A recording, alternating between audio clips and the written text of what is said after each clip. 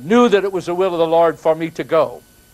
I went up there one single time and looked the place over and decided I was going to go. There was 4 or 5 believers in the city that was coming together, and I was going to work with them if they would let me. I was going to come whether they let me or not, but I was hoping they'd work with me. But I did not come back to that city, not even one time, until God spoke to me.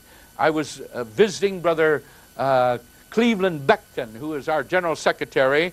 He was pastoring in Nashville at the time, and I was in his home and in his church where he was pastoring, and I just took my Bible and was ready to walk out the door to go to the service, and the Lord spoke to me. And I said to my wife, Shirley, get pencil and paper. The spirit of prophecy is upon me. And the Lord said, I give you power over the Prince of Wheeling, West Virginia. And it was not until the Lord gave me authority over the Prince of Wheeling did I go back. I went back. Those little handful of saints, they didn't like me. They didn't stay with me. They left. But God gave me 450 others who received the baptism of the Holy Ghost there in just a few years. But I didn't go back to that city until I had authority over the prince. I could have went there and killed myself. I could have went there and passed out tracts by the thousands. I could have got on the radio and everything else, and nobody would have been saved until I had authority over the prince. You have to take authority over the prince. The good news is that you can take authority over him. He is a big bluff. That's the main part. One of the most important parts of him is his power to bluff you, to strike fear in your heart.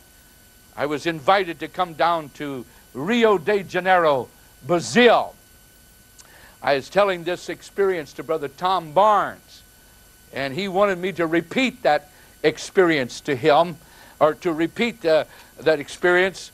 I've been the daytime Bible teacher in the Louisiana camp meeting every other year for the last 10 years. And in the evening sacrifice, they called it, the half-hour service before the main service at night, he wanted me to relate the story of Rio de Janeiro and breaking the back of the Prince of Rio de Janeiro state.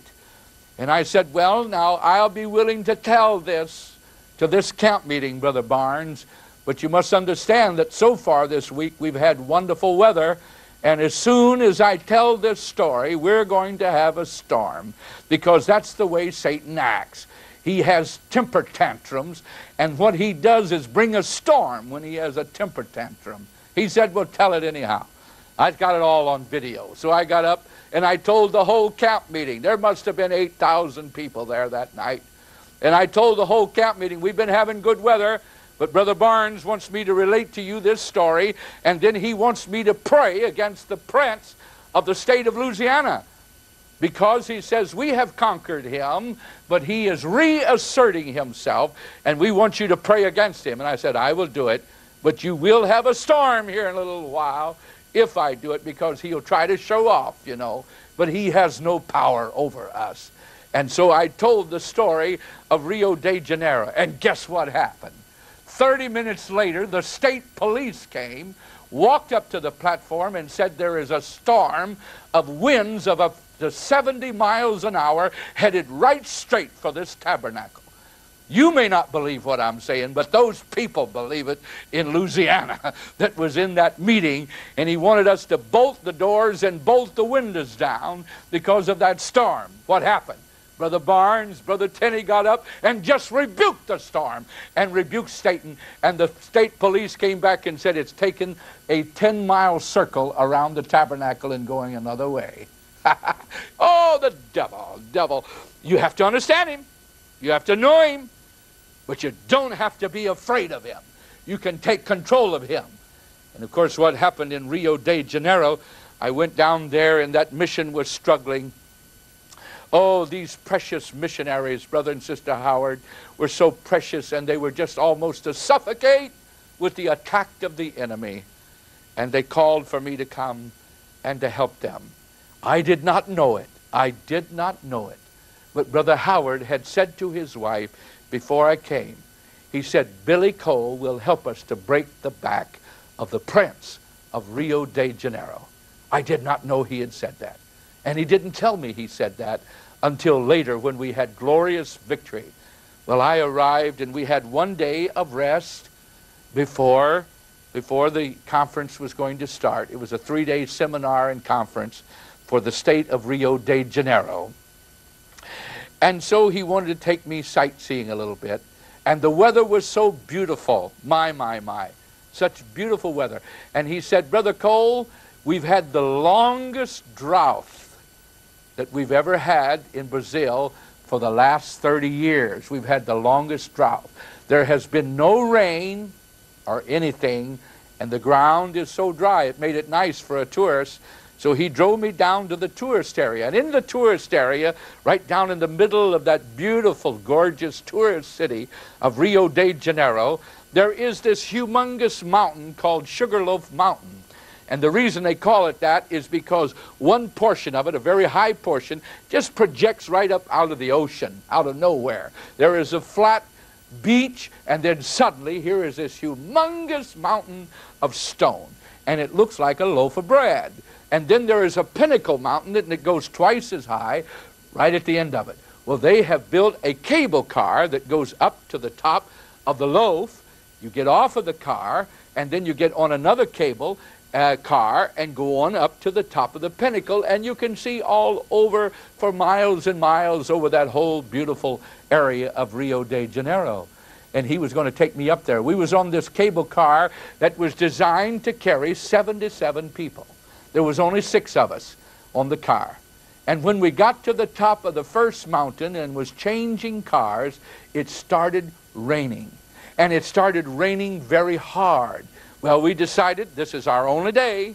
We don't have another day to sightsee 1 hour, so we'll go on up in spite of the rain.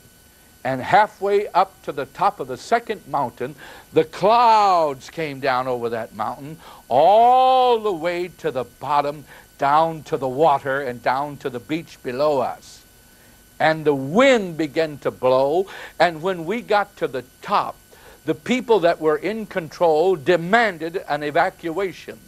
And they put 127 people on that car that was designed for 77 people to evacuate us off of that mountain because the winds were so strong.